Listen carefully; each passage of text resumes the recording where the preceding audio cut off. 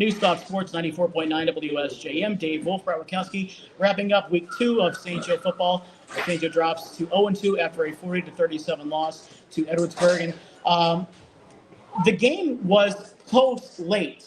Early on, Edwardsburg looked like they're running away with it. And we always talk about, the most improvement is between week 1 and 2.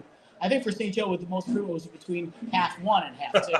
That's a good way of putting it, Dave, because St. Joe really struggled. They had, start the third quarter. Yeah. They had 3 plays, and 2 of them were turnovers. Altogether, 4 turnovers because I count the buff punt as a turnover. And you gave Edwardsburg, which is a state power in Division 4, short field to work with. I mean, when that happens, it's nothing but disaster. I mean, they had drives, I think 3 straight drives that started within St. Joe's territory, I think the 40-yard line and in. Yep, they did. I think the key for St. Joe from the offensive side is when they went to their fast-paced offense. Mm-hmm. And they didn't do that much so far this season, where they get it and go, get it and go, get it. And that seemed to get everybody at a higher speed, from the running backs to the passing game to the offensive line getting off the ball more. I'm not, and I said this on the show, I'm not big on moral victories. Mm-hmm. Because moral victories don't count in the stat column. No, they don't. And I think it kind of, it gives you an excuse on why you lost.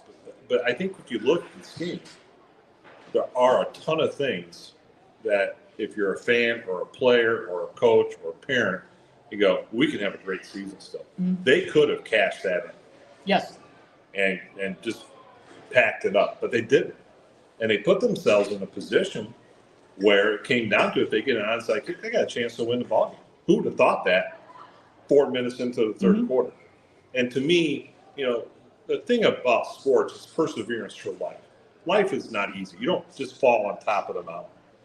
And teams can define themselves by overcoming big obstacles. And St. Joe created their own obstacles, just the way it happened. And they still have 7 games. Now, they probably are going to give up a home playoff game if they run the table. And you're in 7 games, but conference games. So these 2 non-conference games, in the SMAC conference, it doesn't mean anything. But like you said, when it comes to the playoffs, it does. Well, and to be blunt, Niles and Edwardsburg, one's going to go 9-0, mm-hmm. I think, and the other one's going to go 8-1, and the one will be against the other. Yeah. So the 2 losses that St. Joe has are against top 10 teams. One in Division 3, which lost in the state championship last year, and one is a top probably 5 team now in Division 4, which could make another run. The only reason they did last year is because they lost to Niles. Yeah. And I think, this is why Coach Prattley scheduled these teams, to get them ready, for the SMAC, which the SMAC is down this season. Mm-hmm. Not if they're in Portage Central now. No, Portage Central, who did they roll over last week? But it was 45. East Lansing last week. 45-0. But, I guess for St. Joe, a loss is a loss. It doesn't make you feel any better. But how they lost, I think, gives you hope for the season. One thing I talk about St. Joe's defense, and Edwardsburg did it all night, and it's been a thing for the second week in a row, is St. Joe is not getting the tackles behind the line of scrimmage, the tackles for loss, and setting up like the 3rd and longs. And when you're keeping teams basically that get 4, 5, 6 yards of carry, mm-hmm. To 3rd and 3, 3rd and 4, they're going to pick that up and they're going to move the ball down the field, and you're not going to be able to stop them. Yeah, and that's something we had brought up in the pregame that St. Joe needed. And you're right, Dave. You got to get that penetration. 2 things. One is you want to get a loss of yards. The second part is if you can get some penetration, you throw the running back off his route, because it's a route, whether mm-hmm. it's a passing or running, they've got a route, and or you make him hit the line of scrimmage at a slower pace. And Niles and Edwardsburg has had a lot of running backs hit that line of scrimmage mm-hmm. pretty much at full speed.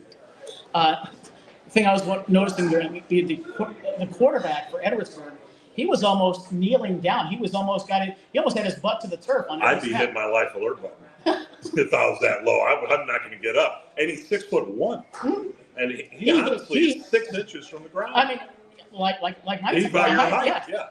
But when he was literally he was under center, and I mean literally under center. He could have walked underneath him if he wanted to. But it's all part of the reception. And the quarterback in their system really is a lead blocker. Yeah.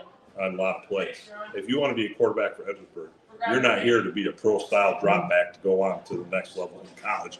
You're here really to run the ball a few times, maybe throw 3 passes a game, and be the lead blocker. And maybe, but, maybe play at a military school.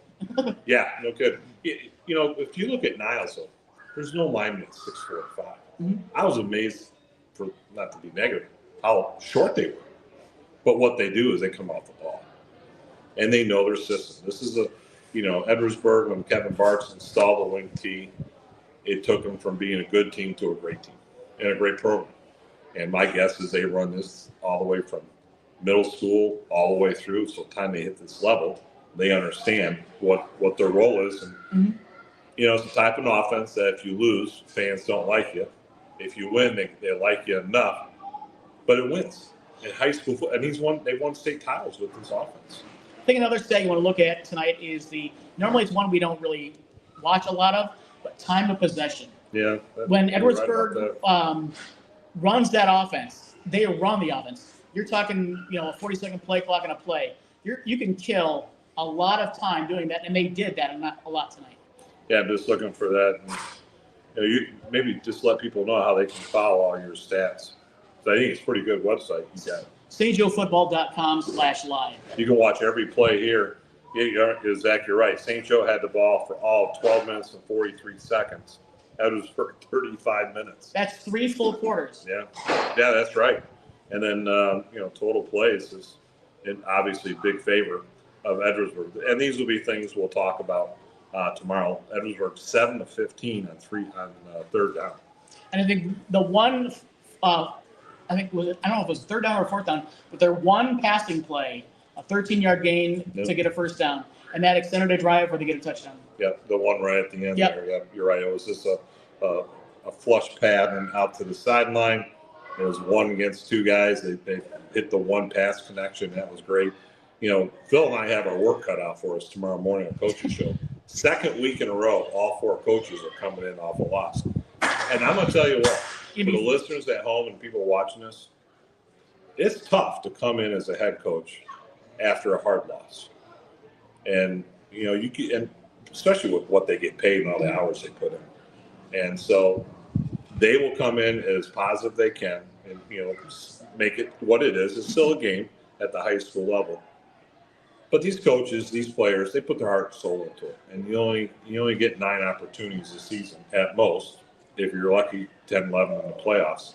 But don't forget to turn in tomorrow morning on the Coach's Show. We've got Coach Pratley with St. Joe leading off, Coach Thompson from Lakeshore coming in next, Twin City Sharks Coach Pete Murphy coming in, and then Dan McGinnis from Benton Harbor. And then we'll wrap it up tomorrow with Lakeshore Volleyball. So. St. Joe now 0-2. They go into next week's game at Kalamazoo. Lloyd Norris open up SMAC conference play. Team they beat 35-0 last year, and a team they haven't lost to since the early 2000s. But Norris has been better. They just missed the playoffs last year. They got new turf at Norris at Griffith Stadium, and apparently they'll be debuting a new scoreboard next week.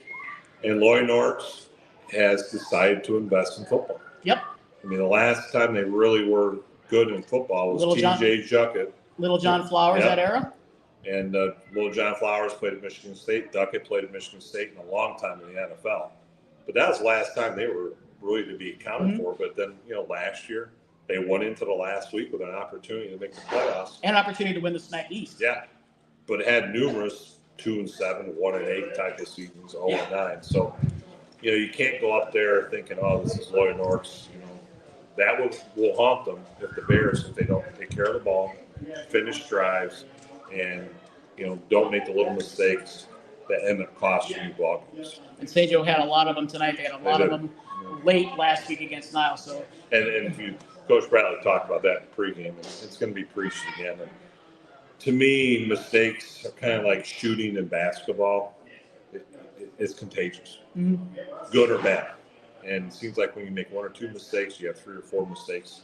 And so if you can overcome them, I think, next week it'd be good for the Bears. They can get up 2 touchdowns. I think that would just validate what they're doing. But I think they got to play fast pace. I think St. Joe, it's one thing. St. Joe has not played extended times with the lead this season.